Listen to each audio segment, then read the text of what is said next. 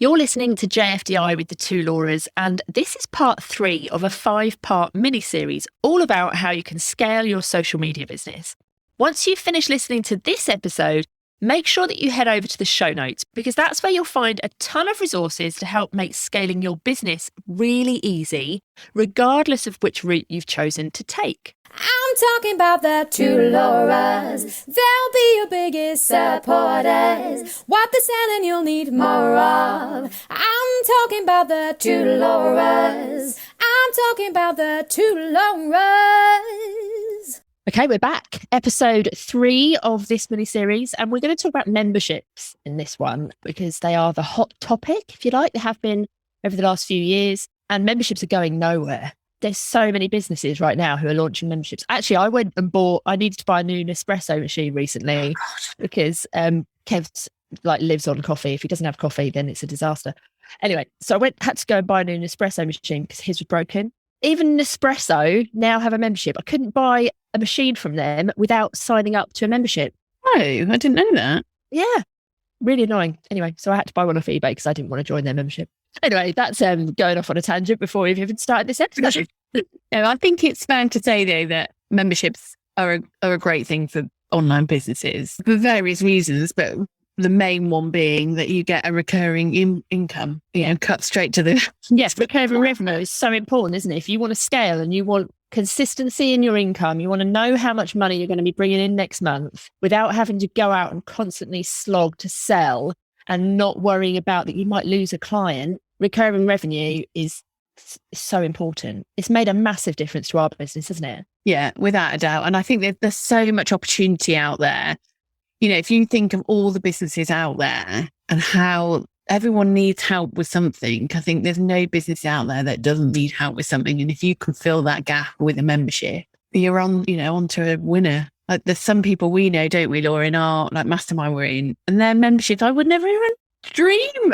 They're just bonkers, aren't they? That people have memberships on balloon modeling.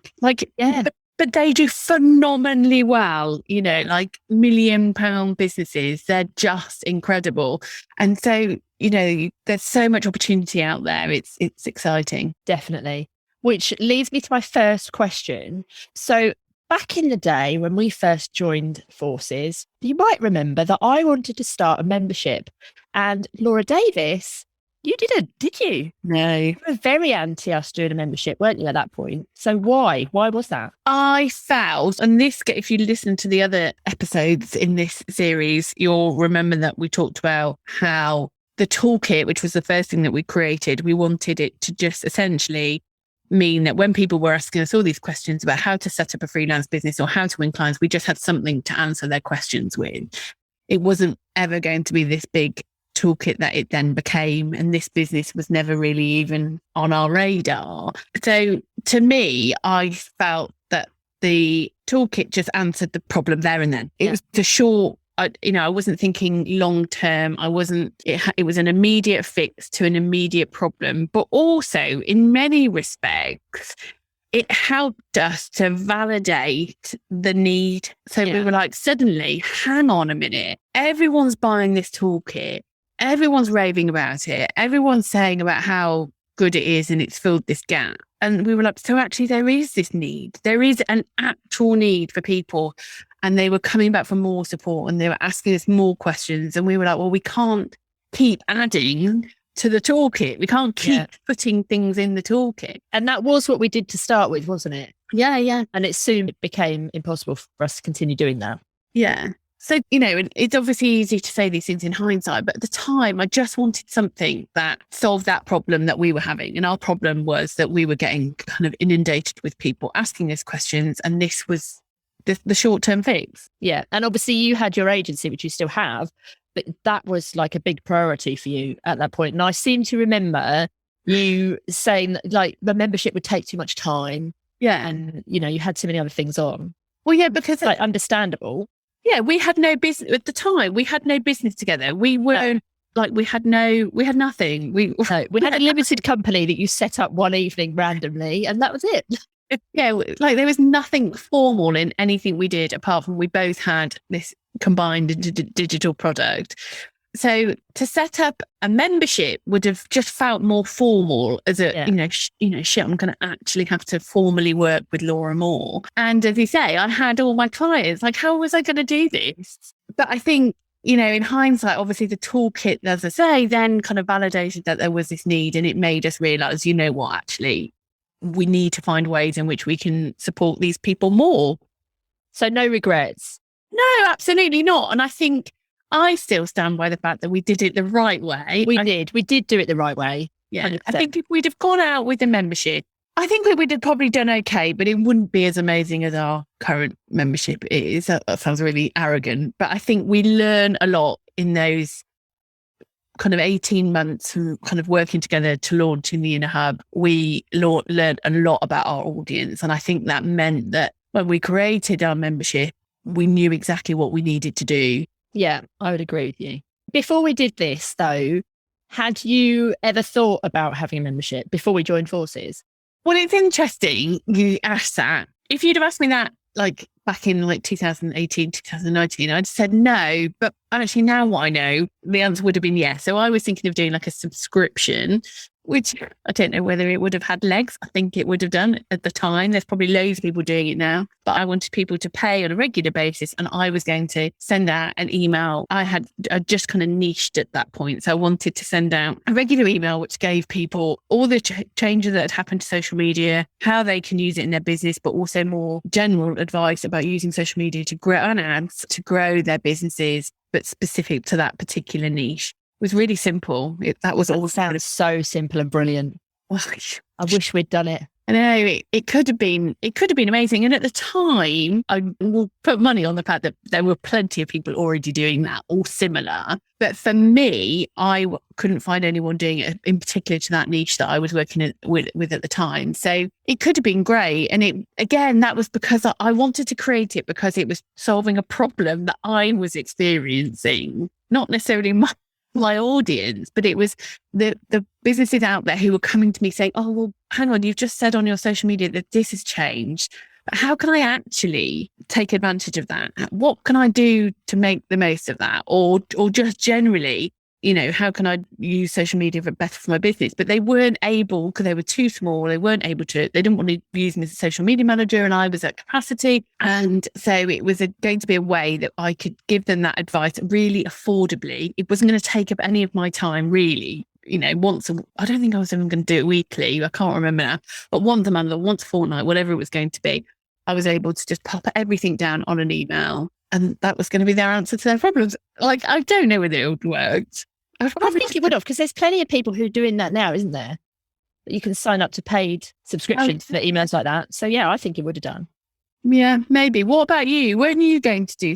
Yeah, I was going to do something working in social media.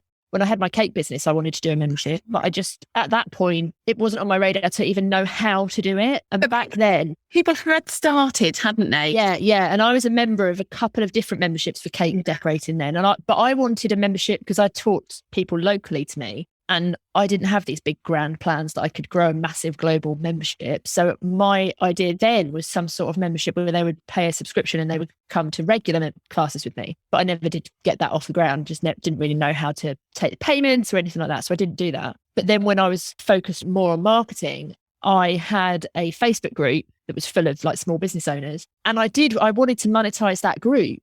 I wanted to turn that into a paid group, but I didn't do it because you and I joined forces. And before we joined forces, I was giving so much for free in that group.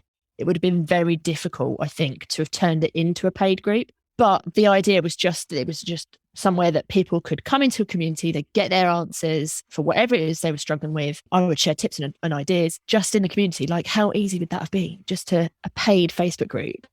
The regret is real. I should have done it. But just to keep things simple and not have so many different, our membership, I think it is amazing, but there's so many parts of it, isn't there? So many moving parts. Yeah, we offer a lot in our membership. Yeah. We probably could have kept it more simple for our benefit. Yeah. So, we talk quite arrogantly about the Inner Hub being a good membership. Why do you think, what did we do right when we launched the membership? Well, we did what you said, and we we didn't do it straight off the bat when I wanted to, which served us well because we really understood our people by the time we launched it. We had an audience. We had an audience of the right people. We were very niche. We understood their problems. We understood what they needed to solve those problems. And we gave them all of those things. We didn't just one day say, oh, we're launching a membership tomorrow. We talked about it for ages before we launched it, like months and months, wasn't it? Well, I think it's fair to say the reason, right back at the start when Laura Moore had said to me, I think we should have a membership. And I said, no, let's do a digital product. And the toolkit did so well. When Laura then was like, right, I think now's the time to do a membership, the pressure was on really to prove who was right and who was wrong. I was right. I was right. We did it the right way. We were both right. So to me, I was like, right, well, if we're doing this is not going to be a flop. And I know you said to you that was like important. That was important to me as well. But it was also really important to me to prove to you that it was the right thing to do, which is why I put it upon myself to go and find the right people to help us. And like, that's why I said to you that we needed to do Stu McLaren's course. And I was quite adamant that we had to do this course, wasn't I? In order, if we were going to launch membership, we had to do it right. We had to learn from the best person to get it right. Yeah. And I remember at first being like, no, I'm sure there's other people. I don't want to pay to do that course. I'm not doing another course. Yeah. There must be other people. And we looked at all these other people. And then everything kept coming back to Stu McLaren, wasn't it? Yeah. You know, and in hindsight, but that's just me probably being a bit tight, which is odd because it's normally you who's tight. Yeah. And that is true. But one of the reasons that, and I remember this so well, I remember listening to one of Stu's podcasts on the way back from driving from Williams School and him sharing an idea on that podcast for an upsell on a thank you page. And I remember us putting that in place in the toolkit and it made us a lot of money. And I remember saying to you, this is why we need to trust this guy because he's already made us money. And that was one of the reasons that we then thought, yeah, okay, let's do this course. Yeah. And it was timed perfectly for us, wasn't it? Oh, definitely. You know, it was right at the time that we were saying, well, if we're going to do it, we need to do it now kind of thing. And it was just as he launched his course, which was back in, we did that 2020, didn't we? Just before the world went right. I think the world had already gone. No, yeah, just naively, I was thinking the kids would be back in school in 6 weeks. We could throw ourselves into this course. But yeah, so we definitely took advice, didn't we? Like, yeah. And because like Laura said, the pressure was on her to prove that she was right. And I felt like we had one chance, really. Yeah. One chance to do it and do it well. So we did go all in on it. And we're quite big on investing in our business. So like we're forever like signing up for courses, masterminds, one-to-one help from people. And we would not be where we are now without having done that. And I'm a big kind of believer that investing in your business is how you move the needle, as they say. Yeah, I agree. So because at the end of the day, we're all on social media. We're seeing people who've done what we want to do and we want to know how they did it. So it makes sense to invest to learn how they did it from the people who've already done it. Well, yeah. Yeah. Well, it's obvious when you put it like that. It is. Okay. So what we did well then is we obviously invested in learning. We'd grown our audience, hadn't we? But we continued to grow our audience and continued to grow an engaged audience, I think was key. Like we put a lot of energy into the hub, which was our free Facebook group. And we listened to, like you say, to everything that was going on, what people were struggling with. We wanted to get to know exactly what they wanted so we could obviously help. Yeah. We also, and I know I'm going back to Stu again, but we had preconceived ideas about what we wanted in our membership. And I think sometimes we do get in our own way, and this probably applies to everybody because you think you know best. And even though somebody's telling you that there's another way to do it, you've already got in your mind what you're going to do. And I think we were very open to taking advice from people who'd been there before and done things before. And we listened to what people were telling us would work, particularly in the course that we did. And originally we were going to have our membership be open. You could join anytime. Yeah. And there was this big red flags coming from this course. Don't do that. Don't do that. Listening to that was a really good thing that we did. Yeah. Because that made it so much easier for us. But I think if we hadn't have done that course, and we hadn't have listened to that piece of advice and just taken our own arrogance of knowing better, that would have been our downfall. Yeah, well, without a doubt. Without a doubt. We would never have been able to launch the Inner Hub in the way we did it with such a kind of big launch. Yeah. And there was a few other things that we changed when we were planning it because we were listening to advice. Yeah. Okay. So the other thing that worked really well for us is that we did a launch. Yeah. And as you just said, we kept it as a closed membership. So if people didn't join at that point, then they were going to have to wait. And we still operate that kind of open closed membership now. And it means that we can, yes, we'll open it, but often when it's closed, we can just be fully present in the membership, delivering. Yeah. If we were selling the membership all the time, we wouldn't have time to help our members. No. And then, like, what would be the point of that? The whole point of our membership is that we want to help people. Yeah. Okay. So in terms of if anyone listening wanted to start a membership now, what would we tell them to do? What could they learn from us, or what would our general advice be? I think get to know your audience, see what it is that they need. Don't do what everyone else is doing. Just because, like, if you've been in memberships and they've had certain things in their membership, doesn't mean that's what you have to do. No. You can build a membership however you want. It could be as simple as sending a weekly email like you were going to do. It could be as simple as having a Facebook group like I was going to do. It could be all of those things. But simple, my advice would definitely keep it simple. Like, our membership, relatively speaking, is quite complicated, which might not seem it, but it is. That we could have done it in such a more simple way. And I don't regret it. I love the Inner Hub, and I think, and I hope our members love it too. But yeah, if I was going to do it again, I'd do it differently. And I think also when it comes to what you're giving people in your membership, it can be really easy to feel like, oh, I need to give them this and I need to give them that, and like pile loads of different things on. But just remember that most memberships are quite low ticket. Like, people are paying a small amount per month. And so they don't get to have one-to-one help from you on a Zoom call every week when they're only paying you like £40 a month. You need to really consider what it is that you're giving them, so they're getting value for money, but you're not over delivering. Yeah, you don't want to burn out, but also you want room to grow, because if people then want that one-to-one regular, coaching calls or what have you, then you've got another level or another membership you can launch at a later date. So or you could offer them like a VIP day or something. Yeah. That's a significantly higher price. Yeah. Okay, so another thing that I think we were fortunate that we had in place, I'd highly recommend everybody doing it, is really to grow your list. Yeah, So, if you are listening to this and you don't have an email list, go out after listening to this and start yourself an email list, because it's so important. No matter how you're scaling your business, you need an email list. yeah, and an email marketing plan. There's no Don't just put people on your list. Yeah, there needs to be a plan in place for, what you're going to do with these people once they're on your list. But without a doubt, for us, despite the fact that our background is ads and our background is social media, without a doubt, our email is our biggest converter. And I'm not saying that that's going to be the case for everybody. For some people, their biggest converter will be ads, and other people, they'll do just fine on just purely organic social media, and all of that is fine.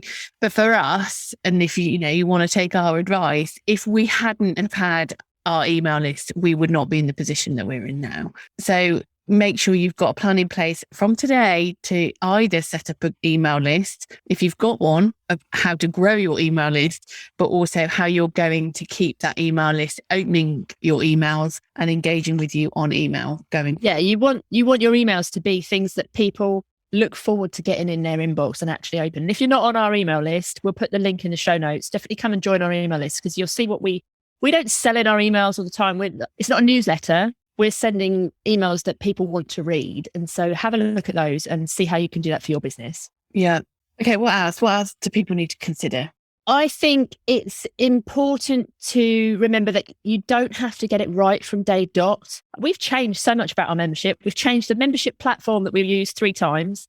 We're not on the same thing that we were when we first started. It's fine to change things. You don't have to get it right first time. Don't be afraid if you start it and you think, oh God, I wish I'd done blah, blah. You can change it. Yeah, it needs to be, good when you launch it. But those first founding members who are going to be with you, they need to be coming in knowing that you're testing things out. You're going to be building that membership around them to give them whatever it is that they need. And that means that there will be changes as time goes by. And if you can position those changes as being beneficial to them, then no one's ever going to say no to that. They're not going to, put up a fight because you've changed something that's going to make it better for them. So just don't stick with something. If it's not working, change it. Yeah. And I think on that note, there's a mindset issue here with a lot of, I think there's this fear that if you change something, people leave. And it's like, but that's okay. You can never, ever run a membership where you're going to retain 100% of your members. Like it just doesn't exist. People, like for us, we're fortunate that our retention is high, but people do leave. Like that's okay. They leave mainly because we ask. The main reason people leave is because they no longer work in the industry. So we can't force them to stay. But you can't stop yourself doing something and stop yourself refining and changing things in your membership because you're fearing that people will leave. Yeah. Because people are going to leave anyway. It's just what happens. Yes, you need a retention plan in place. And yes, you need to be mindful that people may leave and kind of learn from that and try to see if there are any ways that you can improve that. But you can't stop yourself from moving forward. And this goes back to something that we talked about in the first episode, is that this is your business. So if you need to redesign your membership, and this goes to anything, but if you need to redesign it because it's not working for you, then just do it. You are in control of your membership, not your members. And so if something isn't working for you, you can change it. And sometimes the smallest changes have massive impacts because suddenly you've created something that actually now more people want. So don't be afraid to make those changes. Yeah, definitely. And I just want to touch on something you just talked about then, was the retention plan. That you do need to have a strategy for retaining your members. That's important because the recurring revenue is only recurring if people are actually paying you month after month and staying in your membership. And a lot of times, if people are starting a membership, then they're thinking about what's going to be in the membership, who's going to be in the membership, how they're going to launch the membership, but they're not thinking about how they're going to retain people in that membership. I think it's fair to say, like, it's easy for us to say that and make out that we knew all about retention plans. No, like, we didn't. We didn't. And when we signed up for Stu McLaren's course, we were like, in my mind, and Laura Moore might be different, but in my mind, I thought that course was going to help me think about what that membership looked like and how to launch it. I hadn't even thought about it. It hadn't even crossed my mind. Well, when we first did that course the first time, we've done this course a few times now, and we're probably going to do it again this year. When we first did that course, I didn't even watch the retention modules. No. I have watched them now, but at the beginning I didn't because my mind was focused on launching the membership. Yeah. And you kind of focus on what's important to you at that point, don't you? Yeah. So I think in terms of bringing this back to people who might be considering a membership, I think it's worth saying that a membership has huge opportunity for people. There are a lot of benefits to businesses when you can get that recurring, regular revenue in your business, which is nice for some people. It's really nice, and it takes the pressure of having to have those one-to-one, like, done for you clients. And then it also gives a place, like if you're a social media manager and you have those clients that, I can't afford that. A membership is affordable. It's another option for them. They don't have to have you do it for them. They can do it themselves with your support. And it's a route in for them to work with you on a cheaper basis. We all know, don't we, that there are businesses out there who cannot afford to have a social media manager. And I would be surprised if there is anyone listening who has never, ever had someone say, how much? Or I can't afford that. Or I'll have to come back to you later. I have a discount. Yeah. Like for many people, when you then go, oh, okay, well, I'll reduce what I'm charging. Don't. But a membership, to a degree, a digital product and potentially a course, is another option. So by saying to somebody, oh no, this is my price, I'm going to stand by that, you can go. And obviously that's a good thing. Like that's a good thing to stand your ground. But actually, if you can also say, look, you can't afford me right now, but here, why don't you come and join my membership? I give all this advice or whatever it is that you offer. And this will see you through until you're at the point that you want to outsource it. It price fixes as well, kind of, doesn't it? Because then they realize how valuable what you're offering is. Yeah. Because they can pay 50 quid to do it themselves, or it's going to be £1,000 to actually get an expert to do it for me. I can really understand the value in that £1,000 now because I've spent that time learning all of this stuff and trying to do it myself, and it's hard. Yeah. And I think, and as we've mentioned, we were fortunate that when we launched the Inner Hub, it did well, and we had a large founding member. You don't have to. No. You can have a small membership of 5 people That's 5 people paying you monthly that you're learning from. And then you have that learning to help you build that membership, to help you grow that membership. Then that is gold, you know, so that you don't have to go big. And some people may think, oh God, I'd hate a membership of 500 people, the pressure of, and it does help obviously that there are 2 of us.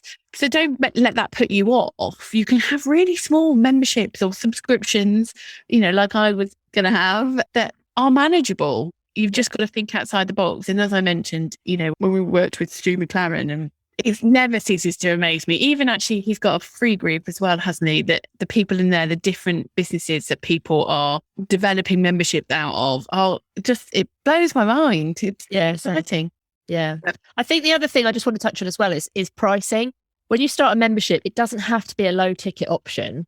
We're in some memberships that are expensive, aren't we? You know, like some of the memberships we're in are like $200 a month or something, or more. So if you're offering something that's really valuable, giving something, you know, your members something that's really useful and valuable to them, price it to match that.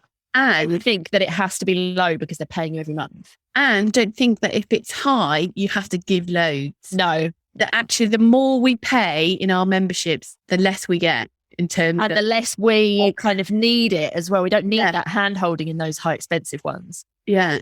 It's really interesting, actually. The higher you get, the less deliverables, I think, is, you know, what we do get is always amazing advice, which is well worth what we pay, or amazing resources. But it's the deliverables, i.e. we're not getting 100 different things fired at us each month, because we don't want that.